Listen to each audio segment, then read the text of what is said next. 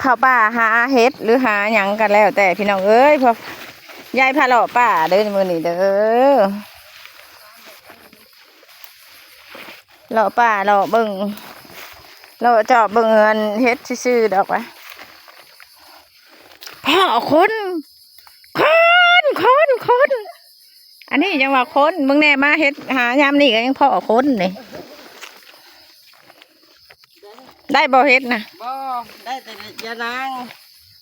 ไปแกงหน่อไม้บ่ปลวกพานเน่าเบิดได้ปลวกพานสิมองนี่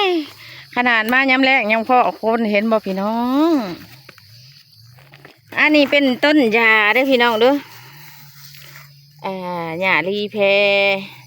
เป็นยาดีหมดลูกเป็นยาดีหมดลูกเจ็บหมดลูกย่อนเอาไปต้มกินดีนักแลกินต่างน้ำเด้อพี่น้อง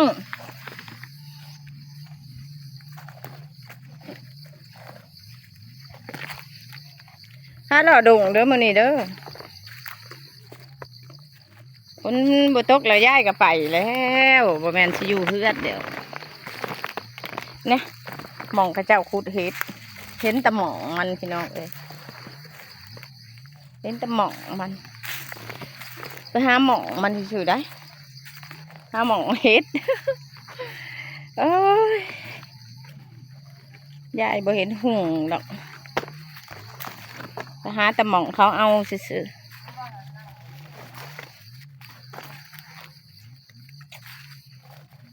เพื่อเข้าลงกับบ่มีเด้อพี่น้องเด้อ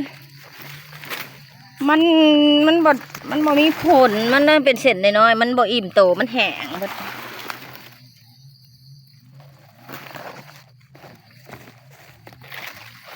มันแห้งหมดแล้วคือเขาลงกัน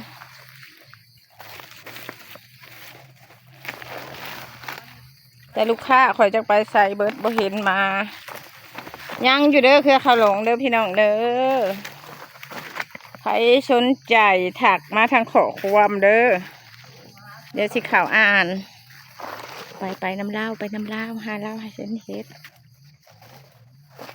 เล่าเห็นเห็ดหรือเล่าสิเห็นอย่าง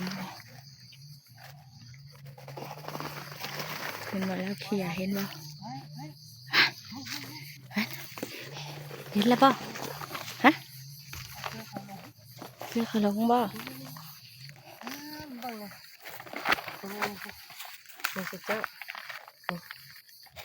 แห้งแล้วโอ้ยบ่เห็นห้องดอกมีกล้องกับบ่แม่นกล้องไอโฟนพี่น้องเอ้ยนี่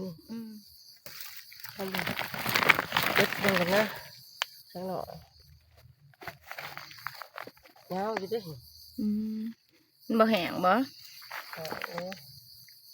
มันแห้งเพิ่นแห้งเลยคือเขาหลงเด้อพี่น้องเด้อมันผู้ใดสนใจก็ทักมาเด้อเอาไปสู่เฮ็ดเครื่องรางของขลังทำเสน่ห์ค่ะขายง่ายมือ